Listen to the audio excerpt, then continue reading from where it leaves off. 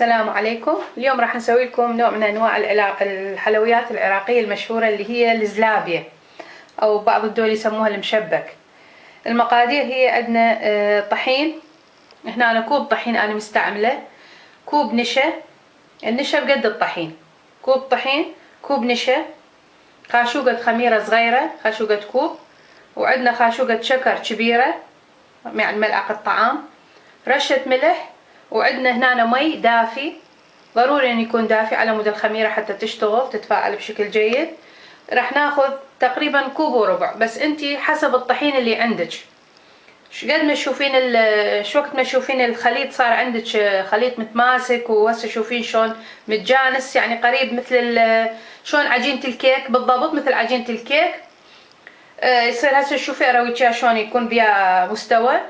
تكتفيني من المي، يعني المي هنا انا راح اقول لك كوب وربع، بس انتي لا تتحكمين بكوب وربع، يعني حسب ضيفي شويه شويه حسب الطحين اللي عندك، يجوز اقل يجوز اكثر.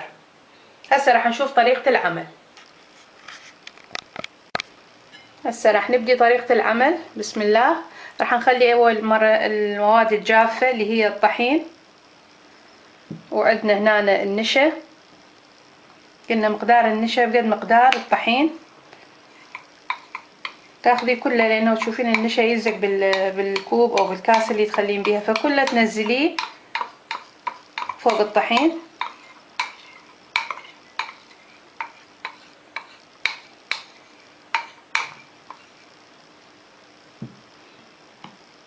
راح نخلي قلنا ملعقه كوب صغيره خميره، وعندنا هاي خاشوقة مال اكل شكر، وعندنا رشة ملح بسيطة. احنا قلنا اذا تتذكرين في احد الفيديوهات قلت لك ضروري تخلين رشة ملح بالحلويات. قسم من الخوات يستغربون هو يعني صنف حلو ليش نخلي مالح؟ لا، نخلي ملح لانه حتى يتعادل عندك الطعم. رشة بسيطة ما تأثر على طعم الحلويات اللي تسويها. راح تخلطين بايدك المواد الجافة، وراح نضيف المي قلنا تدريجيا. قلنا لا تتقيدين بكمية المي اللي أنا قلت لك عليها هنا، حسب نوع الطحين اللي عندك. قسم من أنواع الطحين يشرب مي هواية، يحتاج مي هواية، وقسم بالعكس يكتفي بنسبة قليلة من المي. راح ندير ونخلط. إذا أنت حابة تخلطين بإيدك خلطي بإيدك، وإذا عندك خلاط أو ست البيت هم تقدرين تخفقين بيها.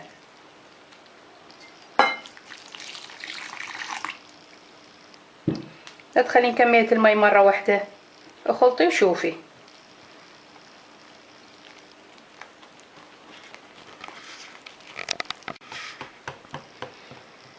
شوفي شلون كثافة الخليط،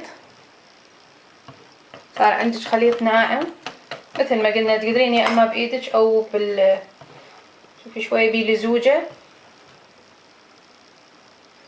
قلنا اذا بايدك او تخليه بالخلاط او تضربيه بالمضرب الكهربائي، وما يراد له كمية قليلة. وطبعا اذا تريدين تسوين كمية اكبر عندك تضاعفين المواد اللي احنا خليناها.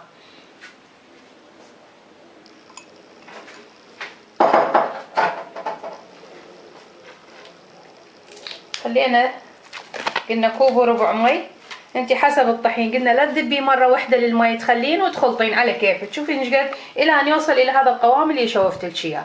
هسه راح نغطيه ونتركها لمده ساعه تختمر. راح تشوفيها يتضاعف حجمها وراح تطلع بيها فقاعات. قبل ما تشتغلين بيها تحركيها، تنزلين الفقاعات وتبدين تشتغلين.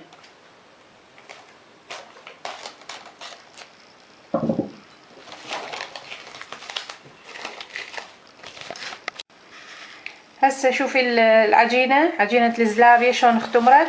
تركناها ساعة في مكان دافي. انت اذا ما عندك مكان دافي او ما تقدرين تخليها بالفرن مثلا شوية تحمي وتخليه، تركيها اكثر من ساعة الى شوفيها تضاعف حجمها، صارت بيها هاي الفقاعات. شوفيها شلون هالعجينة، نزليها حتى لا تصير عندك مزرفة اثناء ما تقليها.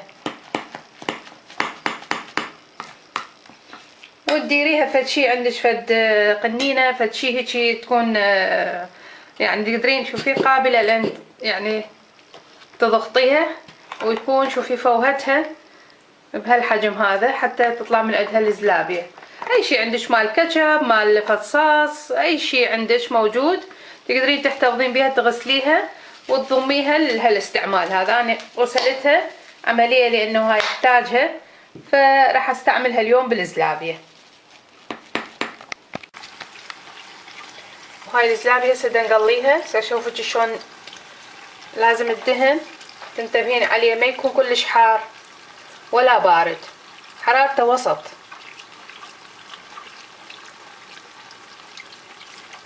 وأنا هنا أنا مستخدمة الطاوة قاعدتها ثخينة حتى ما تحرق لك الزلابية، تعطيك اياها باللون اللي انت شايفته اللي تعرفيه، يعني تطلع هيك لونها على بياض، وتخليها رأسا بالشيرة.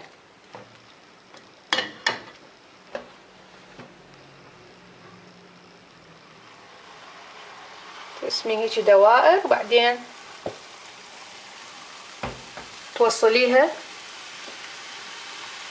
بفد خط حتى تكون عندك دوائر منتظمة مرتبة. شلون ما راح يطلع شكلها، راح يطلع طعمها طيب ومقرمشة، بس حاولي قدر الامكان تسويها دائرية. هاي شوفي عندنا هنا تبقيها بالشيرة، رأسا حاطة يمك الشيرة،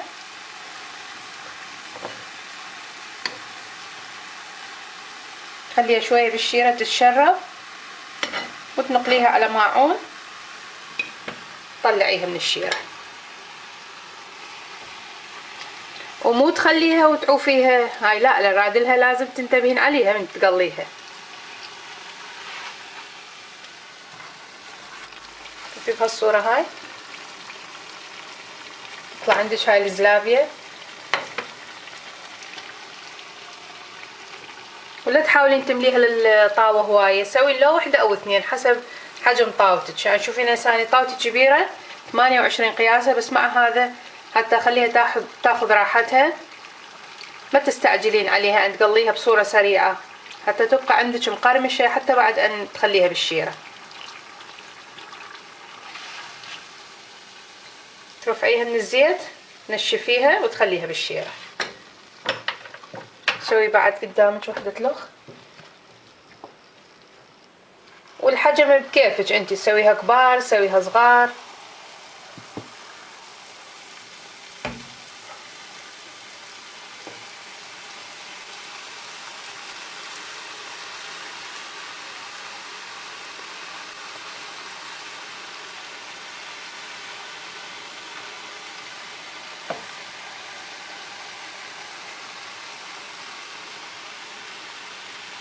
انتي بين ما تسوين هاي تكون اخذت شيرة، طاسة شيرة تطلعيها.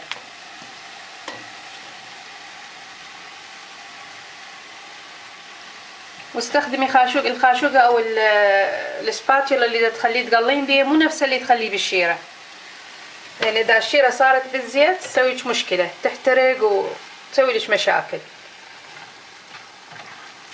حاولي تنزليها على كيفك من تقلبيها، تعاملي وياها يعني برفق حتى تطلع عندك نتيجة ممتازة.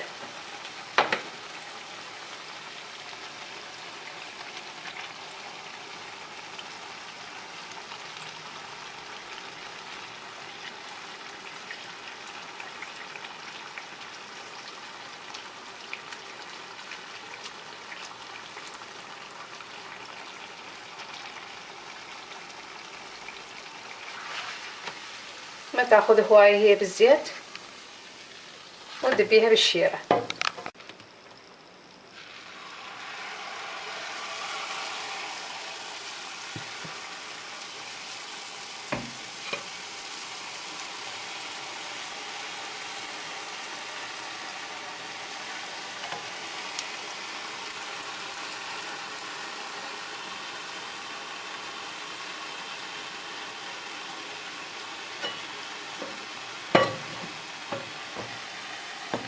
يعني ترتبين حركة ايدك، دبيتي هاي طلعتي قبلها خليتيها، بين ما هاي تصير هاي قلبيها على الوجه الثاني، وهكذا.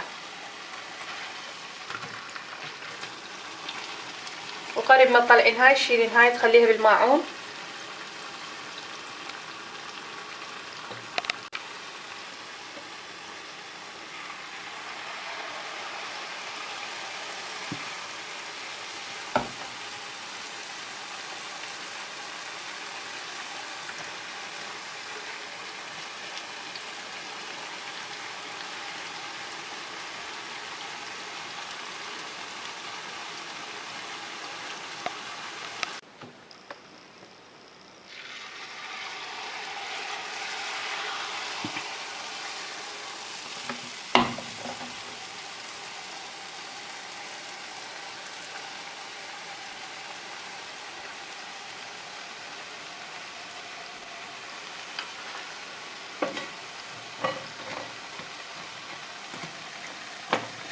هاي تقريبا راح نخلص، والشيرة كفتنا هاي اللي سويناها.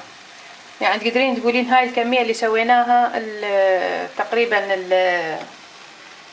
سويت اني هنا الشيرة كوبين شكر وكوب مي، كفت هاي الكمية اللي هي كوب نشا وكوب طحين، حتى تاخذيها كقياس، حتى ما تتورطين انه الشيرة بقد الهاي. ليش بعدين تخلص عندك الشيرة وبعد عندك عجين او بعد عندك زلابية ما خلتها بالشيرة، حتى تعرفين المقدار.